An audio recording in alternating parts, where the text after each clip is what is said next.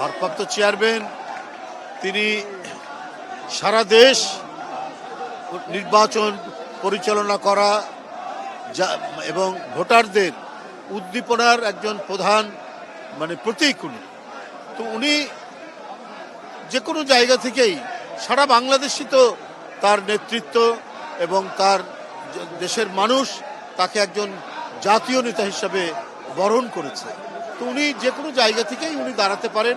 ঢাকা যেহেতু কেন্দ্রীয় রাজধানী, সুতরাং এখান থেকে উনি নির্বাচন করা এবং সেই নির্বাচন ঢাকা থেকে পরিচালনা করা, নেতৃত্ব দেওয়া, এটাও অত্যন্ত তার জন্য আমি মনে করি এই দাঁড়ানোটা অত্যন্ত যৌক্তিক তিনি দাঁড়াচ্ছেন।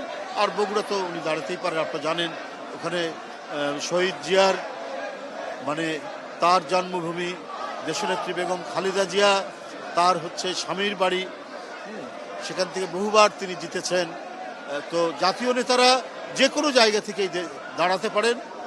জনাব তারেক রহমান যেখান থেকেই মনে করবেন সেখান থেকেই তিনি দাঁড়াবেন, কারণ তার জনপ্রিয়তা, ভোটারদের মধ্যে তার প্রতি যে আগ্রহ এবং তার প্রতি যে উচ্ছ্বাস, সুতরাং এই ক্ষেত্রে তার কোথাও থেকে দাঁড়ানো হবে না, বাধা হবে না, বরং প্রত্যেকেই আকাঙ্ক্ষা করে তার এলাকা থেকে দাঁড়াক। তিনি যেটা মনে করবেন তিনি সেখান থেকেই দাঁড়াবেন।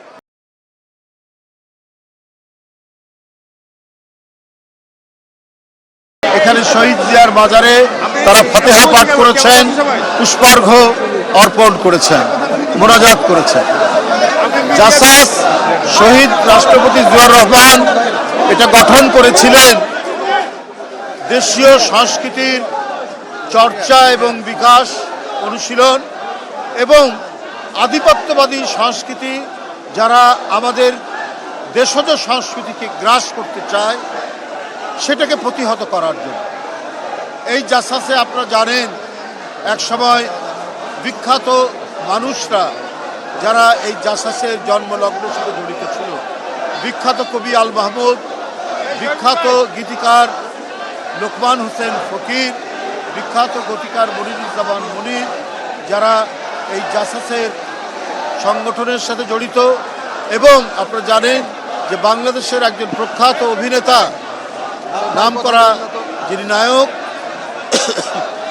আশরাফুজ্জামান উজ্জ্বল, তিনি এখনো এই জাসাসের সাথে সম্পর্কযুক্ত। এছাড়াও অনেক বড় বড় অভিনেতা, শিল্পী, কুশলী, নাট্যকার, গীতিকার, কবি, সাহিত্যিক যারা এই জাসাসের সাথে অতীতে যুক্ত ছিলেন, মারা গেছেন, এখনো যুক্ত আছেন। আমাদের বাবুল আহমেদ সহ আব্দুল মালেক, বাবুল ভাই, এরা জাসাসের নেতৃত্ব দিয়েছেন। এরপরে হেলাল খান এবং রোকন, তারা এখন নেতৃত্ব দিচ্ছেন। আজকে জাসাস যে পর্যায়ে উপনীত হয়েছে এটি একটি গর্বের বিষয়, এটি একটি অহংকারের বিষয়। আমার বিশ্বাস আজও আধিপত্যবাদের ছায়া বিস্তৃত আছে। আজও অনেকে চায় বাংলাদেশের সার্বভৌমত্ব, স্বাধীনতা এটিকে বিলীন করে দিতে।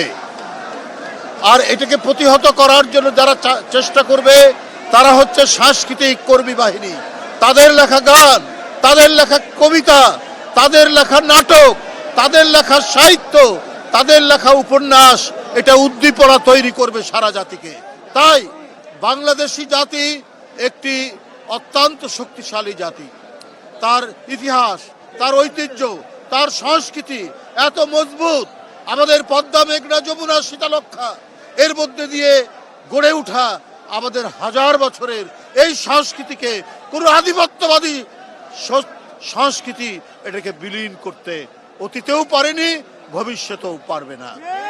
আমি জাসাসের 47তম প্রতিষ্ঠা বার্ষিকীতে আজকে এই অঙ্গীকারই আমরা করছি।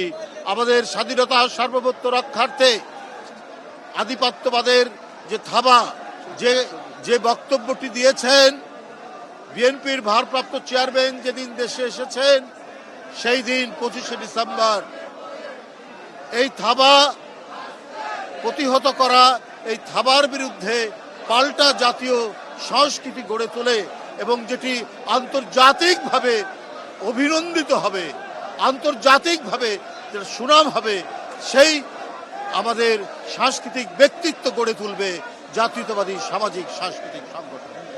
তাই বন্ধুরা আমার, আপনাদের কাছে আমি 47তম প্রতিষ্ঠা বার্ষিকীতে শহীদ জিয়ার বাজারে জাতীয়তাবাদী সামাজিক সাংস্কৃতিক সংগঠনের আজকের যে কর্মসূচি, সেই কর্মসূচির সাফল্য কামনা করছি এবং আপনাদের এই র্যালি এখানে এই মাজারে পুষ্পস্তবক এবং দোয়ার পরে তারা এখন র্যালি করবে, আমি সেই র্যালির উদ্বোধন করব। আপনাদের এখানেই আমি এই র্যালির জাসাসের র্যালির শুভ উদ্বোধন ঘোষণা করছি। ধন্যবাদ।